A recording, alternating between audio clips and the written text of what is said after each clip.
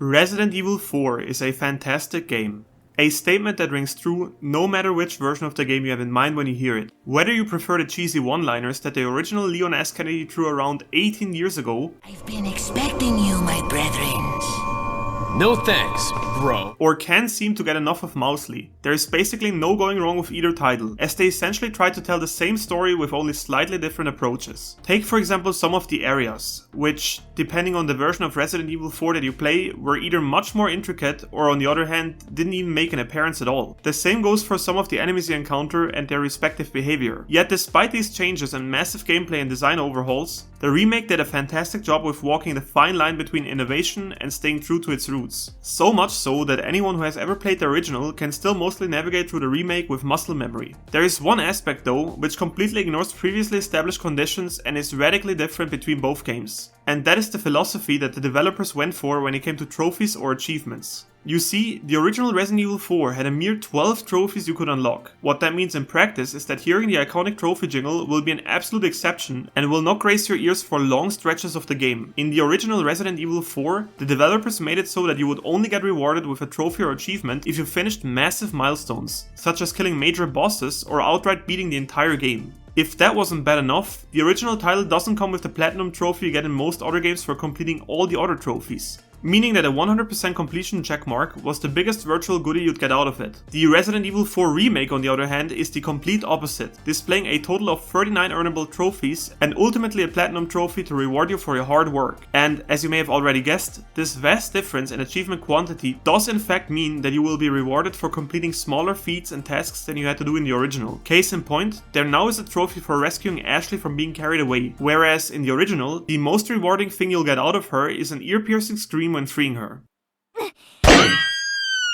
Now, with these two very opposing ideas of how to disperse achievements or trophies in a video game, I found myself wondering which of the two titles is actually harder to complete. Do the 39 trophies in a new title mean that the game throws you a bone whenever it possibly can and that there's no real challenge? Or, on the other hand, do the 12 trophies of the original game mean that you will basically stack a 100% completion with little to no effort at all? To answer these questions and consequently figure out which of the two titles is truly harder to fully complete, I decided to take a thorough look at each one of them and split the games and the connected achievements into 3 different categories. First of all, we'll take a look at the raw difficulty. How hard is it to survive against the hordes of Ganados and Plagas? How scarce are the resources really? And how skilled do you, the player, truly have to beat the most challenging achievements? Second, we'll take a look at the time investment. The amount of grind you will have to put yourself through to finish things like collectibles, quests, and also the number of total playthroughs that are needed to get a full completion in both games.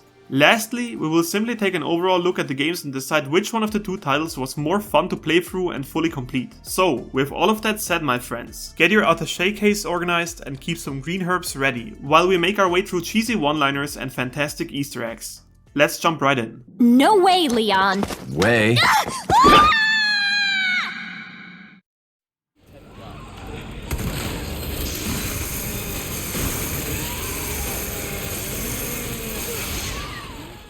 We are starting off with the original Resident Evil 4 that came out in 2005. Due to the game's settings, the highest difficulty one can play right now is normal, with the professional difficulty being locked behind successfully completing the main story first. It is worth mentioning that you could theoretically do your first playthrough on any difficulty, even the easiest one, as the only trophy that is difficulty specific is currently unavailable anyway. I personally chose to go for the hardest difficulty here, thinking of it as a good training for the professional difficulty we would have to best eventually anyway. Now, straight away, I have to admit that there's a bit of a bias here, as the original Resident Evil 4 is one of my favorite titles of all time, and I have played through it for at least 10 times on probably 4 different systems. Yet, despite all of that experience, the first hour of Resident Evil 4 always feels a bit clunky and awkward due to its controls that are nowhere near as smooth as the ones you encounter in video games nowadays. Which is pretty ironic, considering that the original Resident Evil 4 is arguably the one title that is responsible for popularizing the over-the-shoulder third-person perspective, consequently heavily influencing hundreds of different games that relied mainly on the same formula as this exact game. And while it is certainly impressive that one specific title can be pointed to as the first to ever do it, it also means,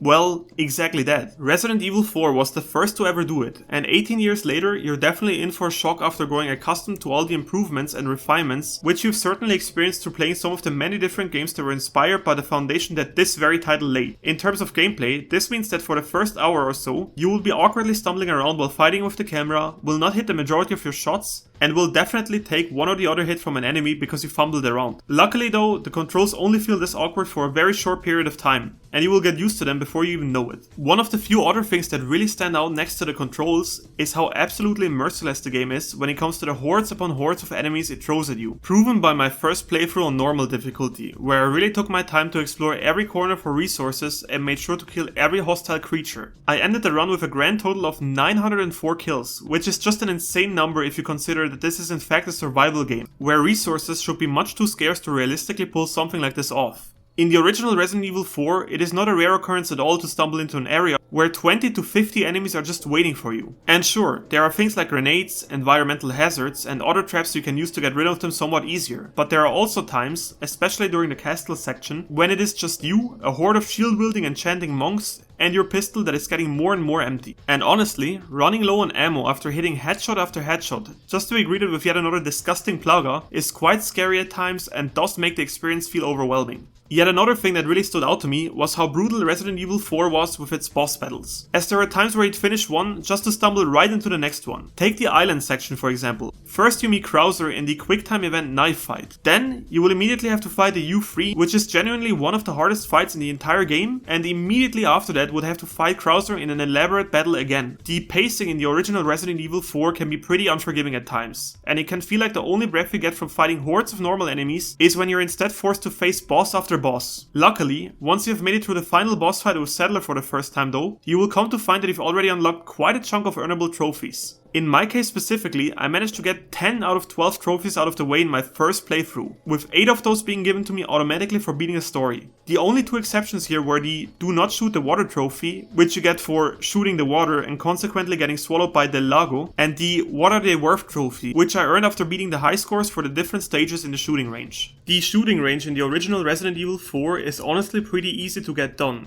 You can choose a weapon class of your choice to tackle the minigame with, and if you manage to take the targets out in a rapid manner, a small Salazar will automatically spawn and will give you a huge bonus in points for shooting it down. Doing this reliably and getting all the targets in the minigames will automatically reward you with bottle caps of the different characters in the game. And they play nice little sounds too.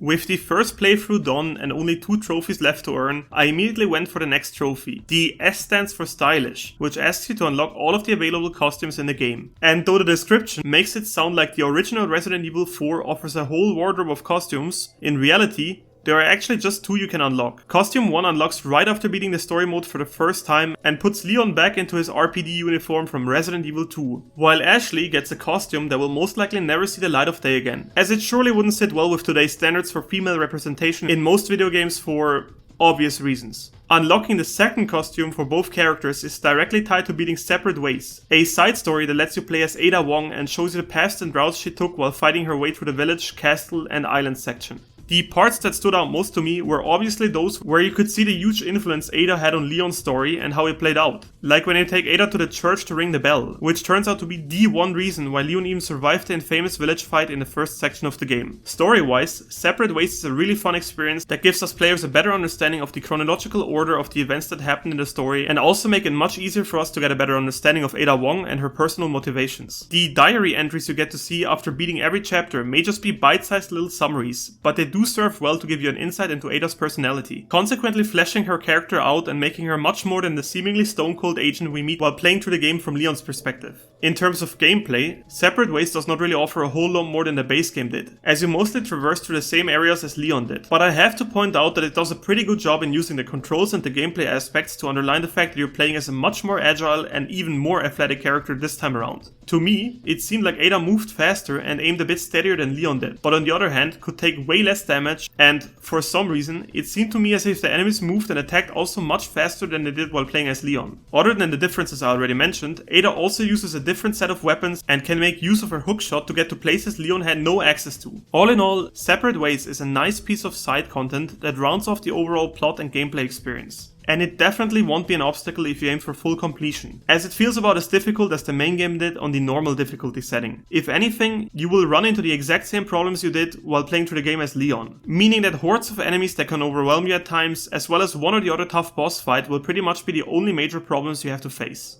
Once you throw Leon the famous red rocket launcher though, the day is saved, your job is done, and your efforts are rewarded with the penultimate trophy that you're missing. Interestingly enough, the additional 2 game modes, Assignment Ada and The Mercenaries, have not even a single trophy attached to them, which is honestly a shame, since they're quite fun, and I'm convinced that tying trophies to them would have been very easy, given that both games are very short, self-contained, and very arcade-like. What that means for us though, is that the only thing left to do for now, to achieve full completion in the original Resident Evil 4, is one last playthrough on the professional difficulty. Before going for that last achievement, I decided that this would be the perfect time to switch games and jump into the Resident Evil 4 Remake, as there would literally be no better time to compare the 2 titles than now, with the OG Leon's corny one-liner still very much imprinted in my memory.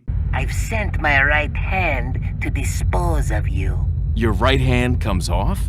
The Resident Evil 4 Remake comes with 3 difficulty settings: Assisted, Standard, and Hardcore. The Hardcore difficulty has a rather sparse description which reads, "For players who played the original," and since I had just finished the original Resident Evil 4 mere minutes ago, this seemed like the perfect option for me. Now, one thing I remember very clearly is that when I first saw one of the trailers for the remake, I was sorely disappointed when it was shown that Leon could now use his knife so easily to deflect incoming melee attacks and even the chainsaw attack. The fact that the latter attack specifically could now be blocked and would be nowhere near as lethal as it used to be really disappointed me, and lowered my expectation for the overall difficulty level of the Resident Evil 4 remake. With that in mind, I was even more certain that the hardcore difficulty was the right choice for me. I made my way through the very first, very familiar but much more grim looking area this time around and met the first Ganado. And then this happened.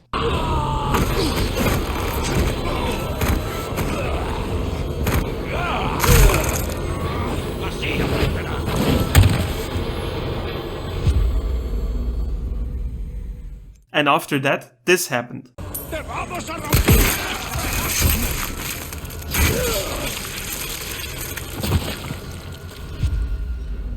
And then this happened.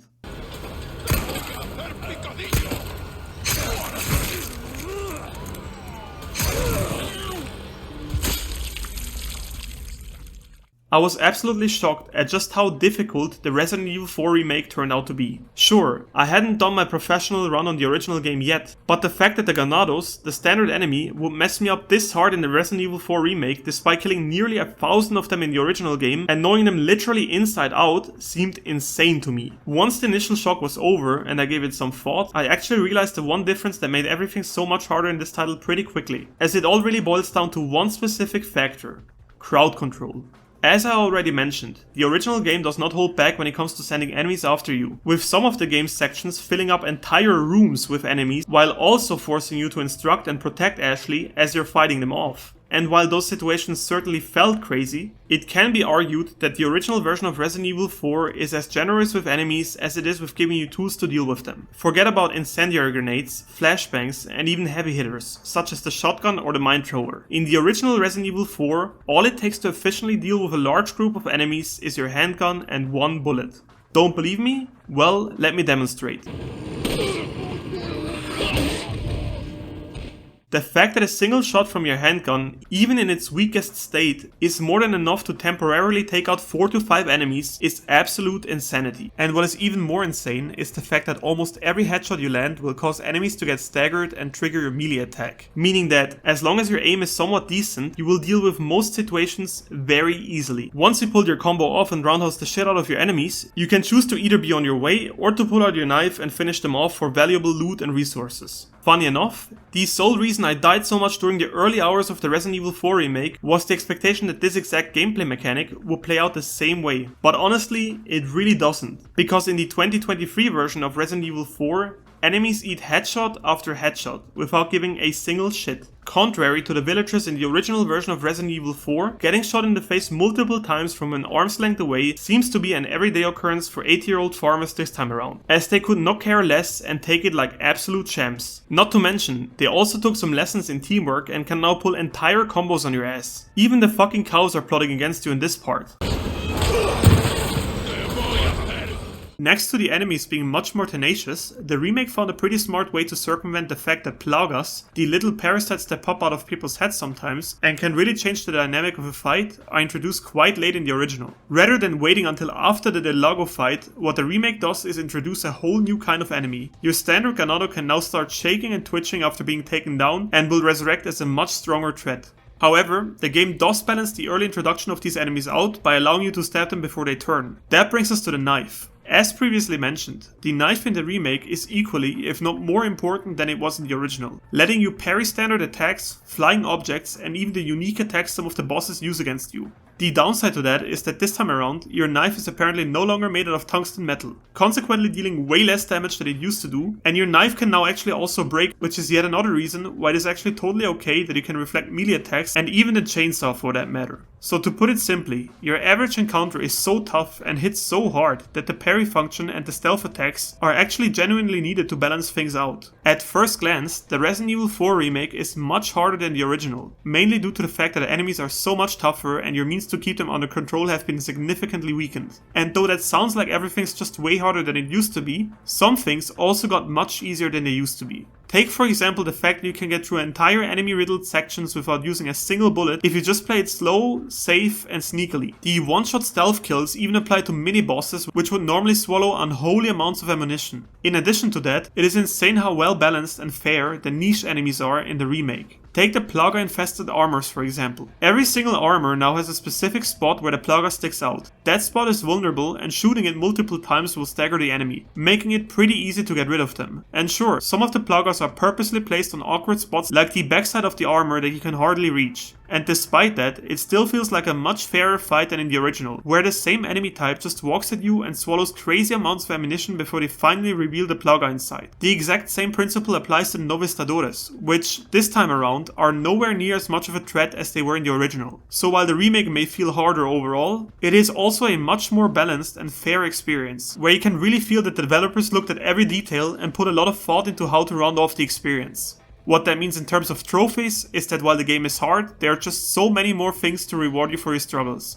Next to the standard trophies that you get from making it through major story chapters, there are tons of achievements that you can unlock for doing things that should automatically be on your radar, due to the useful nature they have in the game itself. Take for example the merchant requests, which can often be done without even really having to go out of your way for them. In return, you get a unique currency that you can trade for entirely new weapons, treasure maps, or recipes. Next to those goodies that you can use in the game itself, you also get 2 trophies for completing the merchant requests. One for the first one you complete, and one when you finish all of them. On top of that, there are also trophies that reward you for playing the shooting gallery, killing multiple enemies at once, and even one for a trivial thing like parrying an attack with your knife. For the most part, it seems like the general approach for trophies in the Resident Evil 4 remake was to make them a complimentary little reward that you would get for completing objectives, which technically already had enough of an in-game incentive on their own. Even in the shooting gallery, you are not just chasing the high scores for fun and cute little collectibles anymore, but the tokens you earn for doing well can actually get you rewards from a gacha machine, which, even better, are direct references to the bottle caps in Resident Evil 4. On top of that, they can give you sweet stat improvements. And if all of those reasons were not convincing enough already, you can once again get free trophies in this minigame alone, with none of them requiring you to get perfect scores or even pull off demanding feats. Now, next to those trophies, which you'll most likely earn very intuitively, there are definitely some where the game shows you its teeth. Things that come to mind here are for example the Hope You Like Thrill Rides trophy, where you need to get through the entire minecart section without getting hit once, or the capacity compliance one, where you cannot let a single enemy land on a lift that takes you up to the Salazar boss fight. At the end of it all is of course the S+ requirement for the hardcore mode. And I hope it goes without saying, but I utterly failed to achieve a full completion in just 5 hours and 30 minutes on my first playthrough, which sadly is a requirement for the aforementioned rank. And I instead clocked in at 21 hours and 36 minutes of playtime, which really proves that I inspected every virtual corner and took my sweet time to progress through the game.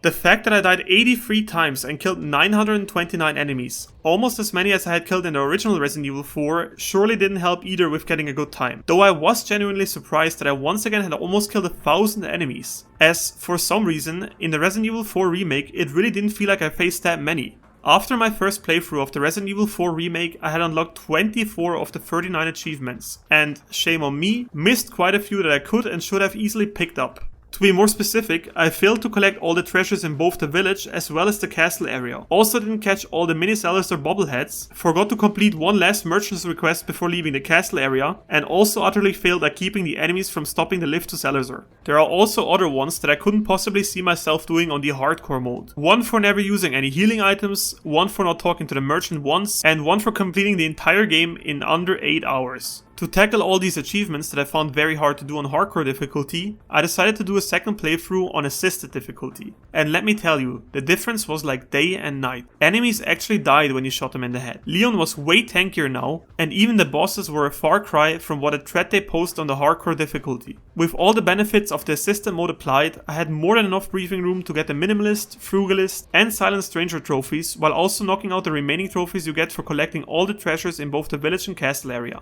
And best of all, I somehow managed to squeeze all of that in a playthrough that took me less than 8 hours to complete, consequently also netting me the Sprinter trophy. Overall, the playthrough on the assisted difficulty earned me another 9 trophies, bumping my total number up to 33 out of 39 achievements. All that was missing now were the trophies for killing a Gyarados with only a knife, completing all the merchant requests, which I still couldn't do to not ruin the Silent Stranger trophy, the Gun Fanatic trophy for obtaining every single weapon, and then, of course, the 2 trophies you get for the S+ ranks, and the final one that's locked behind beating the professional mode. So, with being this close to the Platinum trophy for the Resident Evil 4 remake, and after already having played through the game twice, I started looking into some guides and their suggestions. And to my surprise, almost every single guide suggested that 6 to 7 playthroughs would be necessary to realistically get the remaining trophies out of the way.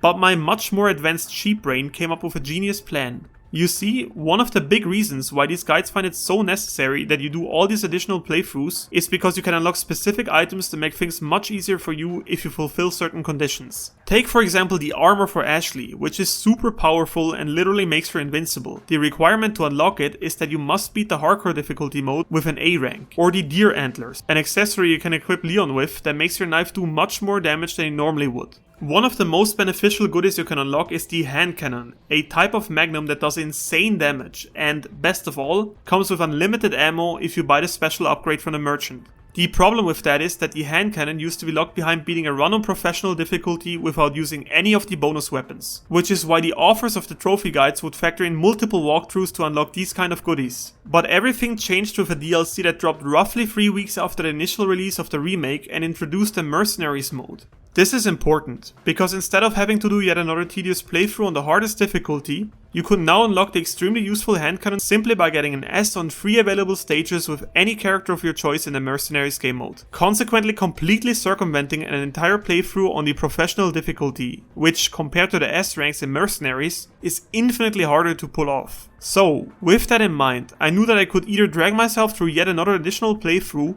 or simply play a fun minigame and get an S rank in the 3 stages of my choice. And if my roughly 2 years on YouTube have taught me one thing, then it is that if you dedicate dozens of hours to minute details, it will totally pay off and the platform will shower you with views and success. So between you and I, if this video completely tanks again and you're one of the 10 people still watching at this point, then let me be honest and admit that I completely cheesed my way to the hand cannon by using this mercenary mode trick. And if, for some reason, this video totally blows up, then I totally went out of my way and did an additional playthrough on professional difficulty while having my eyes tied and while using only my left hand. But anyway, once you get the hand cannon, things become much simpler, and you can now finally attempt to get the trophies that are tied to the S+ ranks out of the way. There are a total of 3 different achievements, which are all tied to different ranks and difficulty modes you get them on. Luckily, all of those trophies can be earned in just one playthrough if you manage to get the S+ rank on professional difficulty. The S+ grade on professional is locked behind a clear time of 5 hours and 30 minutes, and the condition that you can only save 15 times.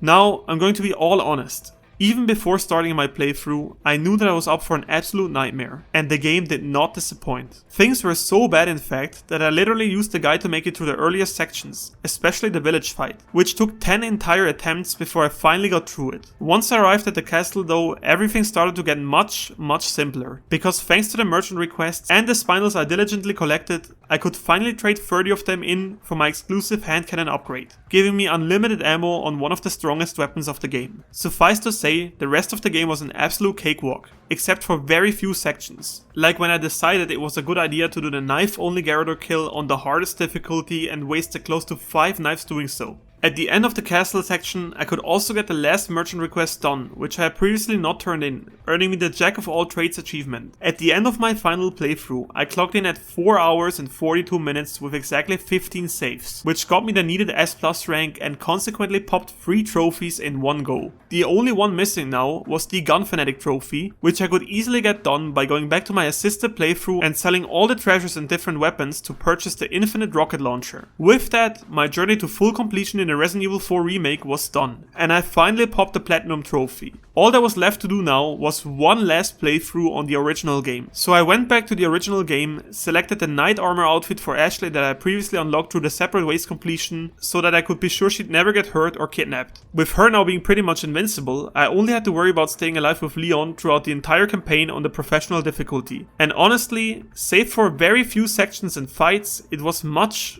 easier than the same difficulty setting in the remake. What the difference in difficulty ultimately boils down to is the exact point I mentioned before: crowd control. To show you just how ridiculous the difference between the two games is, let me demonstrate an average encounter with a standard enemy on the professional difficulty in the original Resident Evil 4.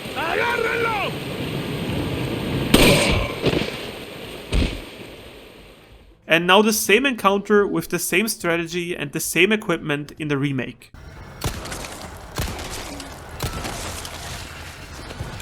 It is insane how much harder it is to keep enemies under control in the remake, which is why it's just so much more scary when you're facing a whole group of farming tool-wielding ganados in this version of the title. While I died 10 times in the remake and had to use a whole damn guide to know how to make it through the first big choke point, the village, I could just waltz right through it in the original Resident Evil 4, using the exact same strategies that worked in the normal difficulty as well. Sure, the enemies had much more health and hit much harder this time around, but overall, that barely mattered, as all I had to do was to get them to the ground where I could finish them off with my knife. Even on the professional difficulty, a single shotgun blast to the face will absolutely pummel the chainsaw guy and send him flying to the ground, where you can then hack away at him. Once the poor bastard is about to get up again, you just rinse and repeat. Now, while we pretty much covered how you can reliably deal with average enemies and even most mini-bosses while barely wasting any resources, I'm sure you're wondering what we did to deal with the many different boss fights and the insanely crowded rooms, which are arguably the hardest things about the original Resident Evil 4, especially on the professional difficulty. And that question brings me to the single reason that makes Resident Evil 4 much easier to beat than its remake: the rocket launcher. Or rather, how insanely accessible it is. The rocket launcher in the original Resident Evil 4 cost a measly 30,000 pesetas and can one-shot any threat you meet. No matter if it's an El Gigante, Verdugo, Salazar, or even Sadler himself, the rocket launcher just completely eradicates anyone or anything in your way. And to put into perspective just how disgustingly broken that is, consider the following factors. Resources. Most areas right before the boss fights are filled to the brim with resources, treasures and ammunition, as the game expects you to make use of this in the upcoming boss fights. Using a rocket launcher you purchased here instead will give you a huge advantage in terms of resources, as all the stuff that was meant to help you take down the boss will now keep you going for multiple chapters when facing hordes of regular enemies. What this means for you, the player, is that you will not have to conserve your ammo as much as you normally have to, and can easily tank a hit or miss a shot or two without having to be anxious about the consequences, as you will have more than enough resources to keep you going. Loot. Bosses drop a lot of money once you've taken them down. Even the El Gigante, who is just the first of many major bosses you meet, will always drop 15,000 pesetas, which immediately covers half the cost of the rocket launcher. And currency drops only get better as the game goes on. Killing Salazar, for example, rewards you with 45k pesetas, which means that even if you buy a rocket launcher to get rid of him, you will make a profit of at least 15,000. Remember that we're talking about raw and spendable profit only here, excluding the loads of ammunition, healing items and treasures that we've previously mentioned. So even without those considered, it is arguably very worth it to use the rocket launcher. Item preservation. Believe it or not, despite the immense crowd control you have over your enemies in the original Resident Evil 4, there are still times where situations can just get overwhelming. Take for example the maze area in the gardens of the castle, where a single wolf can take out 3/4 of your HP if he gets the jump on you, and won't even flinch unless you shoot him with hard-hitting weapons. Or the Novistadores that can quite literally one-shot you at times, and need to be shot with equally strong weapons to even feel the impact. Or the Garadors. Or Verdugo. Just fuck the castle area, really. But to get back to the point, there are times where you will find yourself running out of ammo and health, even if you completely abuse the crowd control advantage you have in this game. And if you still have the resources you gathered from the last boss fight, which you could preserve thanks to using the rocket launcher rather than said resources, the chance of running out of items is much lower. So to put it simply, getting the rocket launcher to deal with the toughest fights in the game is not cowardly, nor is it cheesing the game. It is a feature that is readily available to you whenever you talk to the merchant. And even better, the game even offers one of them to you for free, as if it wants to give you a hint about how ridiculously broken the weapon truly is. And even though we've mentioned it already, it is just mind-boggling how cheap this weapon is on top of everything. Sure, the Resident Evil 4 remake offers the rocket launcher too, but this time around for literally more than 5 times its original cost, accurately representing the haunting effects inflation had on the world. It's the highest inflation rate, Mr. President, in 18 years. I got that, but guess what we are? We're in a position where for the last several months it hasn't spiked. Capcom sure meant it when they said they were going for a more realistic approach this time around. The people who designed the remake were so painfully aware of what an insanely dumb weapon the rocket launcher truly is, that they even recorded the voice line for the merchant, which serves to warn you that you're about to ruin the challenge for yourself whenever you try to purchase a rocket launcher. Not my place to say really, but sometimes things are more interesting if you keep a level playing field, don't you find? The original Resident Evil 4 on professional mode may have been difficult by the standards of 2005, because as I already explained, this game was basically the first of its kind. People were simply just not used to many of the game's unique aspects and probably felt genuinely overwhelmed at times after expecting to encounter the standard survival horror tropes they knew from previous parts of this series and other titles. However, nowadays, even when just compared to the hardcore difficulty setting in the 2023 version, the original Resident Evil 4 is simply a walk in the park. The fact that there are trophies in the remake that reward you not only for beating the game with a flawless rating on the harder difficulty settings, but on top of that also ask you to pull off even more specific and tricky feats, just makes it so much more obvious that, at least in terms of difficulty, the remake has far surpassed its predecessor and will give you a run for your money. No food for you!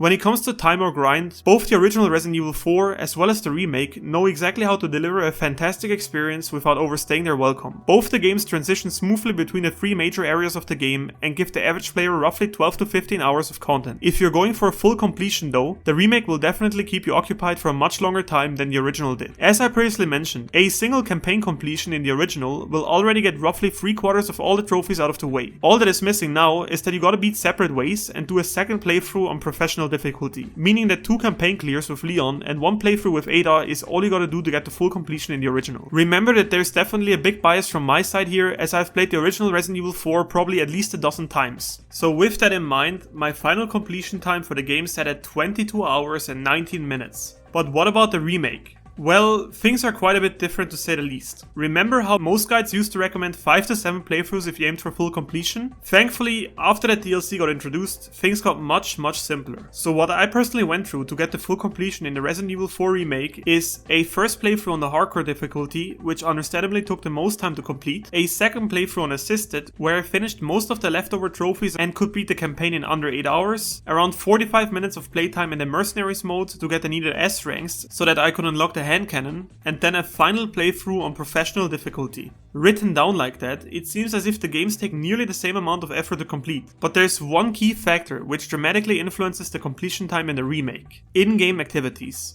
You see, while the original Resident Evil 4 was pretty damn linear and didn't really offer many ways to distract yourself while playing through the main campaign, there is actually a pretty solid foundation to be found in the 18-year-old title. Take for example the minigame where you shoot the blue medallions and can unlock the Punisher for free as a reward, the optional little puzzles in the environment, and of course the shooting range, which rewarded you with cute little collectibles. All of those things were pretty solid implementations for their time, but what the Resident Evil 4 remake did with the foundation its predecessor laid is absolutely fantastic. Every feature the original offered is still in the remake and got carefully altered to the point where it works even better than it used to. Be it the overhaul of the treasure system or the little Salazar collectibles, which were spread consistently throughout the entire game. Not only that, but there are also merchant requests, which basically take the idea from the original Resident Evil 4 to the next logical step, turning what used to be a one-time quest in the original into consistent side missions that are not just fun to complete, but come with exclusive rewards which you couldn't get otherwise. The shooting range, the biggest side activity by far that you can find in the main campaign, is another perfect example for the fantastic use of side content in the remake, as scanning those high scores is not just necessary to unlock trophies, but also pays off due to actual in-game rewards you can unlock and boost your stats with, meaning that you can arguably make things easier for yourself if you dedicate an extra hour or 2 to the shooting gallery. Due to all that, it is no surprise that in this category too, the Resident Evil 4 remake triumphs once again and took me an overall time of 59 hours to complete, basically almost almost an entire 37 hours more than the original. Now, even if we are extremely generous and argue that my previous knowledge of the original game saved me a lot of time, the discrepancy between those two numbers is just way too high for that to matter, making the 2023 version of Resident Evil 4, without a doubt, the clear winner in this category too. Leon, shoot! Quick, hurry!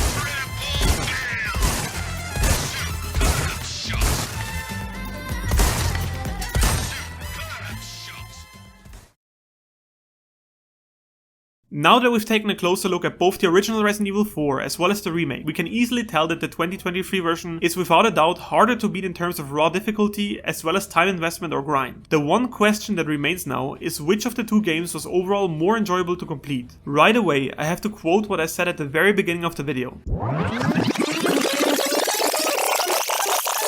Resident Evil 4 is a fantastic game, no matter which version of the game you have in mind when you hear it.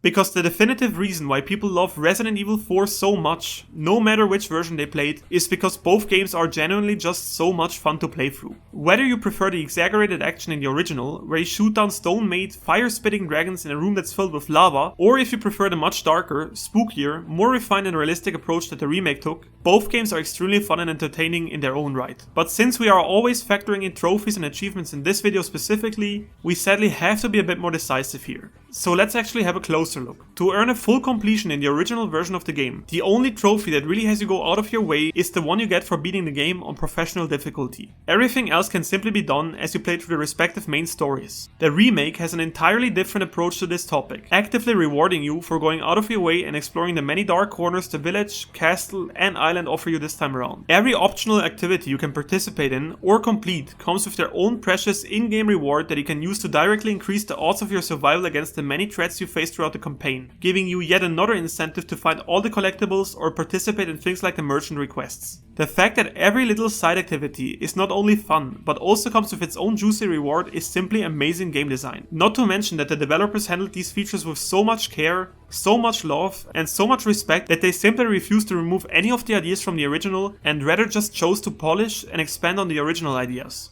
What is so insane about the remake is that these side activities are just a small part of the bigger picture. There is a trophy in the remake for doing a speedrun, one for not using healing items, multiple ones for performing exceptionally well in different parts of the games, as well as some that reward you for going out of your way to find every collectible or get all the guns there are. And if that still is not enough for you, the game even has an internal challenge system, which asks you to complete even more missions which didn't make it into the trophy list, but instead reward you with points which you can use to unlock cosmetics, artwork, or in-game models of the characters you're playing as. Considering that I still didn't mention all the things you can do in the remake, it should be obvious to everyone that in this category as well, arguably much more than in the others even, the remake completely beats the original game once more. Now, the thing is, we can't really blame the original Resident Evil 4, a game that is nearly 20 years older than this title, for not having the same level of finesse, polish and attention to detail when it comes to side activities, as it was truly the first of its kind and had nothing to look up or compare itself to. But what we can totally do is blaming the people that were responsible for handling the trophies and achievements for the original game when it was first ported to trophy or achievement supporting platforms, because honestly, they did a horrible job.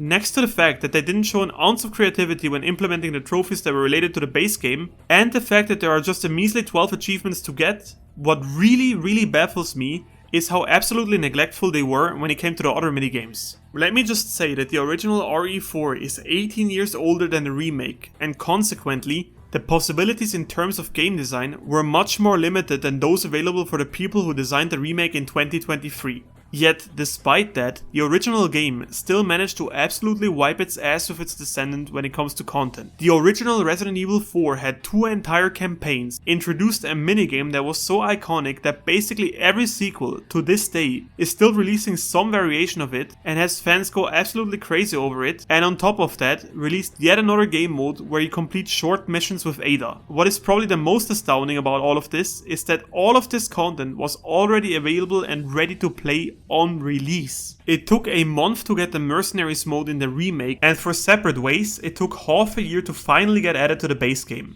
Sure, it's a fantastic DLC, but come on, half a year. You know how much I got done in half a year?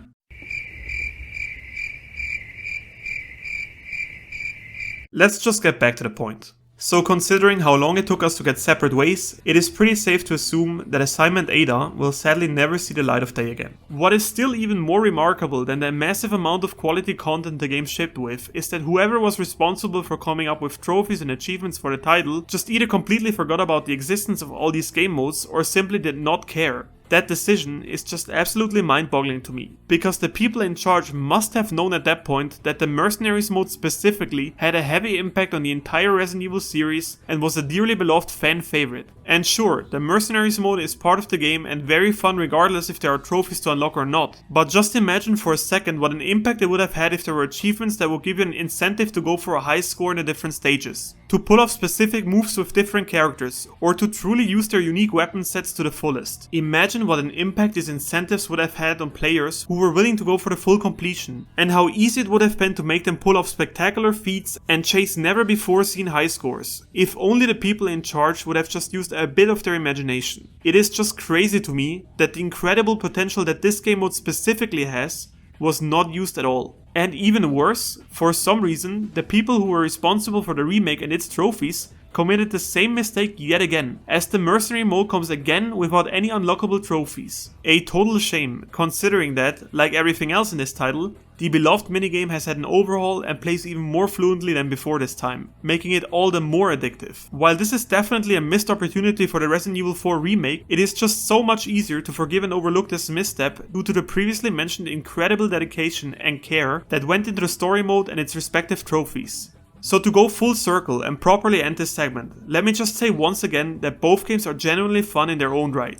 But if you factor in the trophies for both titles and look at the variety, the replayability and the challenge they bring, the winner is, without a shadow of a doubt, once again the Resident Evil 4 remake.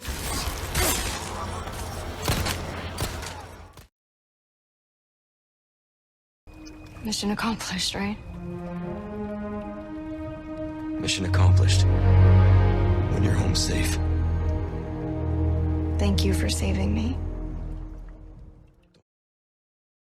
After taking a thorough look at both the original Resident Evil 4 as well as the remake, it became crystal clear that the 2023 version is much harder to complete. Not only do you need to display your efficiency, skill and mastery of the game in multiple different sections so that you can unlock all the difficulty related trophies, you will also have to go out of your way to find all kinds of collectibles, go for at least 3 playthroughs to realistically be able to get all the achievements, and will need to sink at least another additional handful of hours into other side activities. Despite being objectively much harder to complete than the original, the Resident Evil 4 remake is luckily also a hell of a lot more fun to beat, thanks to all the aforementioned polish, refinements and extra challenges the trophies add. But what does that mean for you, the player? Is it actually better to go for the original Resident Evil 4 as it is much quicker and easier to complete? Or should you face the newer, more challenging version of the game so that you can have the better overall experience and, in addition to that, will also get rewarded with a whole lot more achievements and a shiny platinum trophy? Personally, I think it kind of depends. If we are strictly talking about the experience in terms of unlocking trophies and rewards, then the Resident Evil 4 remake is, without a shadow of a doubt, the logical and only right choice here. If you want to look a bit beyond trophies though, and wonder which game will provide a better experience overall, I would honestly say it's a draw.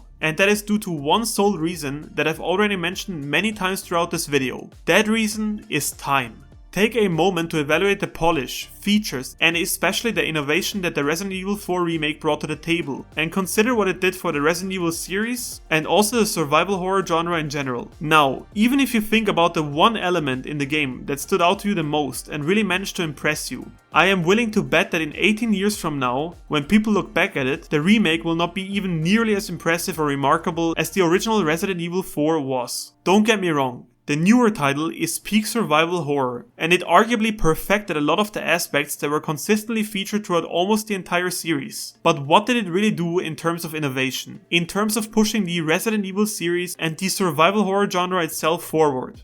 Very little, and it pales especially in comparison to the original game, which is, to this day, a graphically beautiful, fun, stylish and genuinely great experience, which defined hundreds of titles that came after it and will, even in another 20 years, most likely still be one of the most innovative and influential games of all time. But to round this all up, and since we are strictly looking at the achievements and trophies, I can wholeheartedly say that the Resident Evil 4 Remake is definitely the version you should prioritize if you want to have the best possible experience with the game, despite making you work quite a lot harder to achieve it. So friends, we finally made it to the end of the video. What do you think? Will you be going for the original Resident Evil 4 or the remake? Is one clearly much better than the other one in your eyes? And do you agree or disagree with my conclusion and rating? Whatever it is you want to tell me, feel absolutely free to let me know your thoughts in the comments. If you enjoy this type of video, make sure you give a thumbs up and subscribe to the channel. And most importantly, as always my friend, thank you so much for spending your precious time by watching my videos. It means the world to me. See you in the next video, friend. Take care and be well.